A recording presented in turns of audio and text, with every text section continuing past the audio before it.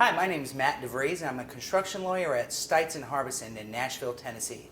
I'm also the founder of bestpracticesconstructionlaw.com, a construction-related blog focused on best practices in the construction industry. When we talk about best practices, what does that really mean for the practitioner, for the public, for the attorney? We really have a good example. If you look at my slide cover, you'll see two pictures. I'm a father of 7 kids, and I often use my kids as examples during my presentations. The top picture shows the picture of what's life at my house without best practices. The bottom picture is what's life at my house with best practices. The goal today is for us to talk about transportation tort law and risk management, and hopefully walk away with some best practices and lessons learned for you.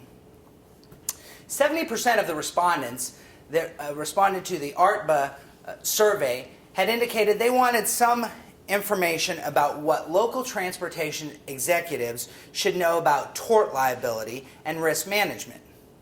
Well, these issues can involve work zones, state work policies and practices, and of course design and construction.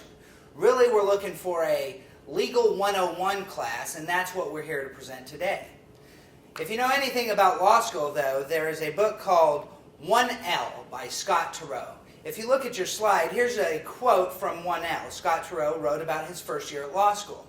He says, "The first year of law school was no longer something I'd heard tales about and was trying to imagine. I knew for myself now how frustrated, how sheerly incapable of doing what I was supposed to do. I tried to take it with good humor, but that realization also touched me with the first genuine wisps of fear." Well, today, hopefully you walk away from this presentation without any genuine wisps of fear. So let's jump in.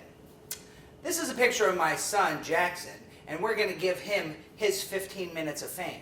We're going to look at 3 real big subjects. We're going to look at the legal concepts dealing with tort liability. We're going to look at the types of claims against administrative and regulatory agencies and transportation agencies, and then we're going to identify some best practices going forward. TRBA came out with a report in 2000 called the Transportation Tort Law, a Look Forward.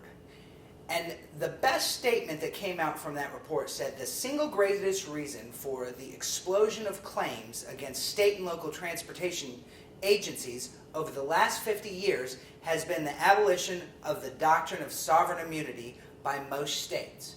So that's our first legal concept that we're going to be talking about today, sovereign immunity. Of course, the concept sovereign immunity comes from the old English maxim, the king can do no wrong, and that was the government was immune from suit. As the common law developed, it started to come out with exceptions to where the king or the government could not rely on that immunity. Over the years, the common law and the courts have carved away that immunity. Well, naturally, the states started enacting legislation that would either carve out those exceptions or add back in the immunity. And so what we have is examples like the Federal Tort Claims Act, which defines the circumstances in which a person can sue the federal government for torts or negligence of the government and its representatives.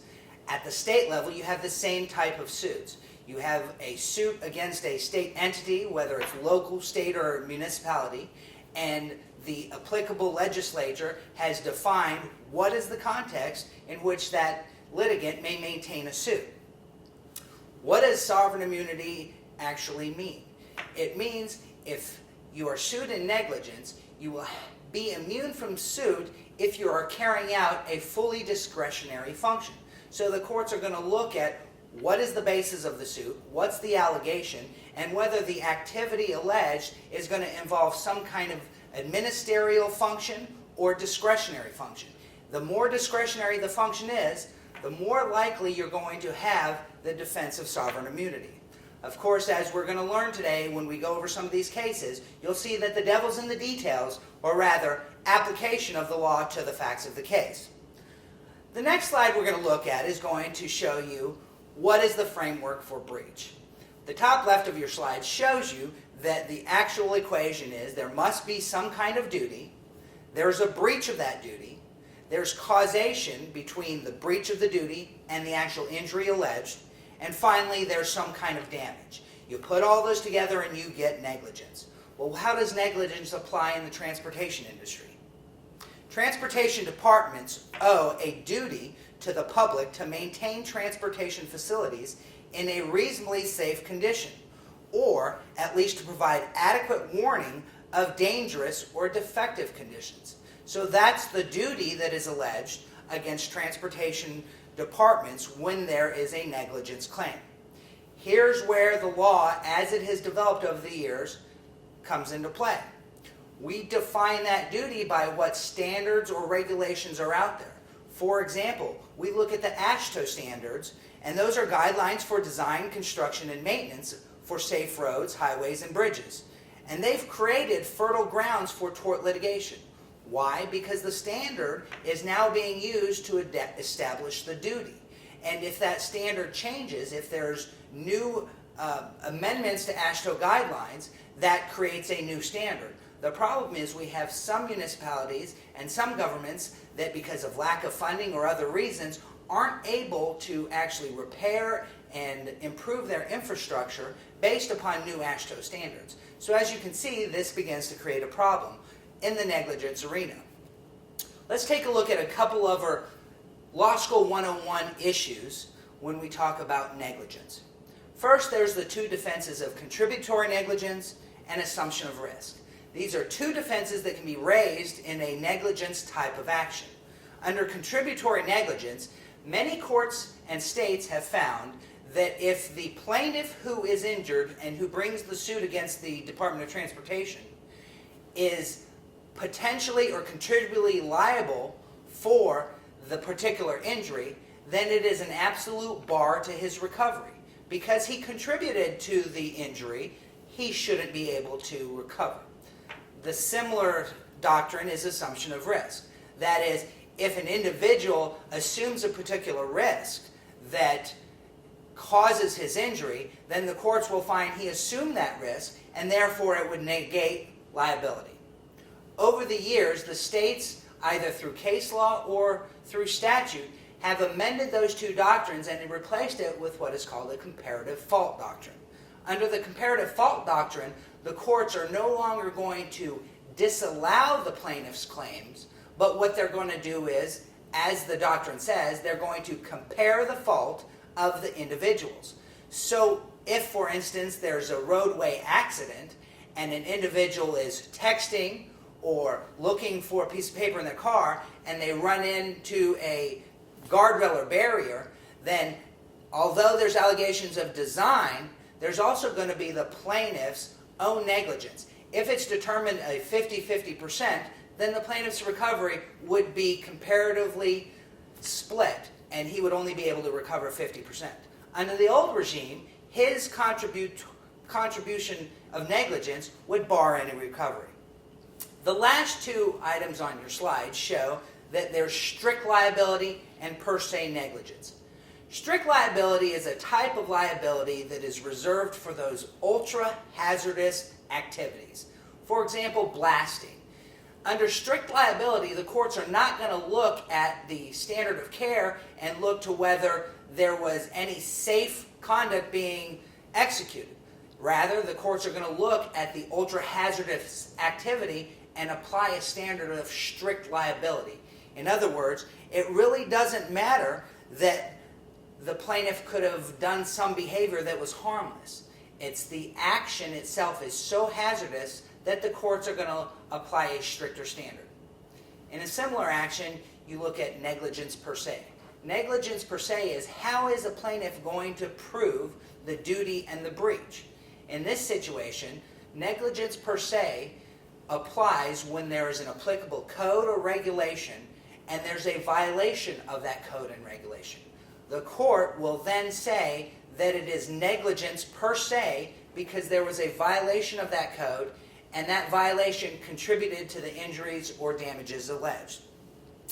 So some of the most common activities that we're going to look at today are illustrated on the next few slides. Let's go through a couple of those. Design and construction. Design and construction and reconstruction of roads and streets and highways and bridges. This is one area where we're fruitful of types of negligence actions involving torts against the states and municipalities. Another area is maintenance of driving surfaces and shoulders. This is where the state fails to maintain, or if there's an accident along a roadway or shoulder because of the roadway surface, the driving surface, something is alleged about the driving surface, or a failure to maintain the shoulders. The next area is the area of traffic controls. Here we're talking about erection and maintenance of signs, signals, warning devices, and traffic control devices. On your screen you see pictures of all of these. These are claims related to injuries that involve the failure to maintain traffic controls, or if it was improperly planned, or improperly executed, or improper inspection. It all relates to the traffic control maintenance. There's also many disputes and torts related to movable bridges and ferries. Of course, this involves design, construction, maintenance, and operation of these type of facilities. There is also a large area of torts in the area of design, construction, and maintenance of both guardrails and barriers. Notice the difference between design and actual construction and maintenance. Sometimes you're going to get into standards on the design, whereas when you get into the maintenance, you're going to be looking at the actual activities that occur that may have resulted into the injury. The final area of activity involves control and warnings. Here we're talking about control of and warnings involving erosion control and falling rocks. For example, if there's an accident involving rocks that hit a car and cause a personal injury. We're also talking control of and warnings involving weather-related conditions. This may include ice, snow, fog, rain, and of course, there's always warning of the undead and zombies as shown in your picture. All of these activities don't take into account what I think is one of the most important factors, and that is the human factor. If you look at the next slide, you get examples of the human factor. The key element in all of these risks is there is a human element involved in what may cause or contribute to the injuries. Here, we're talking about comparative fault of the actual injured plaintiff, or we may be talking about third-party liability of another party who may have caused or contributed to the injury. In this example, you may have third-party liability related to the contractor who's performing the work, or perhaps a subcontractor who's responsible for lane closures and traffic control. These are all defenses to the tort claims. So when we look at the human factor, it's going to be a key element in determining the types of claims. Let's take a few minutes and go through some of the illustrative cases. These are going to be up on your screen, and they'll be there for future reference. Baum versus United States was a case where the court held that the materials used for guardrails for a parkway was a planning decision. In that case, the plaintiff had alleged that the guardrails were responsible for the accident, and the court ultimately enforced the sovereign immunity defense because it was a planning decision. In DOT versus Nielsen, again, a decision to build a road or repair a road is a judgmental decision of the Department of Transportation. It involved planning level decision-making authority, so therefore it was immune from suit. The next case is Mays versus Coos County. That case involved failure to post warning signs. In that case, the court held that this was a discretionary function. Another case, Jensen versus Scribner, installation of the highway barrier, again, is a planning function. When we look at these four cases, the courts are really focused on the discretionary and the planning aspect of the activity involved. And then you go on to decide whether sovereign immunity is applied. In the next cases, we look at Miller versus United States. In that case, the court determined that there was no fixed or easily ascertainable standards in the case. So therefore, that defeated the negligent repair, inspection, and maintenance claims. In Flynn versus United States, there was an allegation of failure to train your employees about emergency procedures in a park. And that claim was denied because, again, there was no standards in the employee handbooks or protocols that would set the standard, and it turned out to be a discretionary function. Nussbaum versus Blue Earth, again, discretionary function, in that case, was not applied to establishment of speed zones by the engineers. There's a case where the city engineers had determined that the speed zone should be a certain miles per hour, and the court determined that that determination was not a discretionary function. There were standards in the guidelines on how to set the speed zone areas, and so the court did not extend sovereign immunity in that case. After reviewing some of these cases, let's take a look at some takeaways. We've got two categories: those where you're least likely to be found liable and more likely to be found liable. When we talk about the activities that you're least likely to be found liable, we're talking about design and construction decisions. We're talking about building and updating structures. Perhaps maybe you're collecting data. Maybe some, but not all, inspection and maintenance claims. Training to personnel. All of these where you're least likely to have liability. Where you're more likely to have liability is when we're talking about non-policy planning decisions and activities. If you're just merely implementing a previously planned. If you have failure to warn of dangerous conditions, perhaps negligently conducted inspections, or negligently repaired or maintenance of property. In those areas, you're more likely to have a suit for tort liability be sustained. Well, we're coming towards the end of our presentation. We want to look at some of the lessons learned. Let's start with the first lesson learned, and that is the human factor. We talked about the human factor. The human factor, though, exists at all levels. For example, we talked about the human factor existing at the accident level. That is, some individual is involved, whether it's the plaintiff who contributes to the injury, or whether it's the construction worker who fails to perform their traffic control duties. There's a human factor at the accident level. But there's also a human factor at other levels. What do I mean by that? When we talk about human factor at the defining the standard of care, we're going to be looking at standards out there, whether standards were properly adopted, whether a state has properly adopted a legislative act. There are some courts where courts have stricken down legislative actions because it wasn't properly noticed. Those all involved human actions.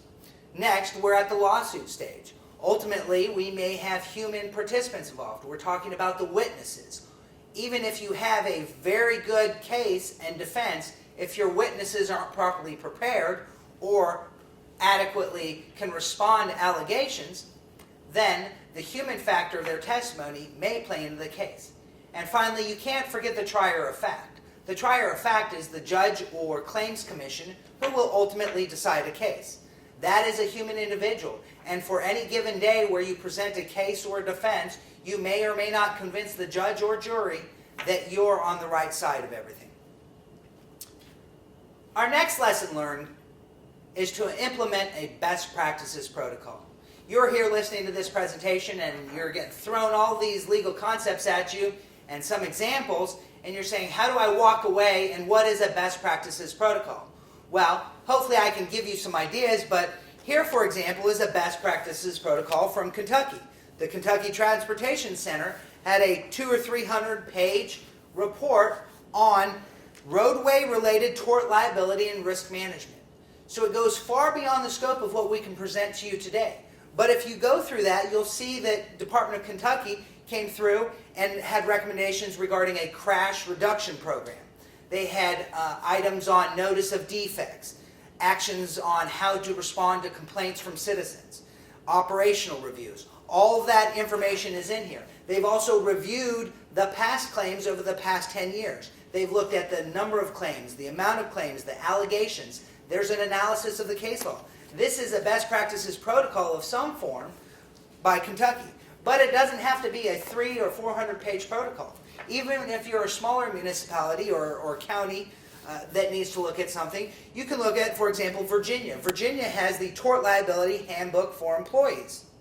Again, this is a smaller one. It identifies the applicable cases, and you'll see that in a gray boxes they have for their employees certain takeaways for their employees to address certain issues. So again, a best practices protocol is something that I highly recommend. The third lesson takeaway is to review, analyze, and allocate the risk through your contract documents if possible. Consider the activity of monitoring traffic control. Once your agency begins providing this type of service, it may then have assumed the duty to provide adequate warnings. So how can you shift that risk back to another entity? Whether it's during construction or ongoing maintenance and repair, you can shift that through your contract documents. The documents will then be used to show who has the duty of care through construction. The fourth lesson learned relates to technology. Although technology can help avoid some risks, it can also create others. As we talked about earlier, the AASHTO guidelines change. Well, the guidelines are going to change as new emerging engineering techniques develop, whether it's for safety or construction.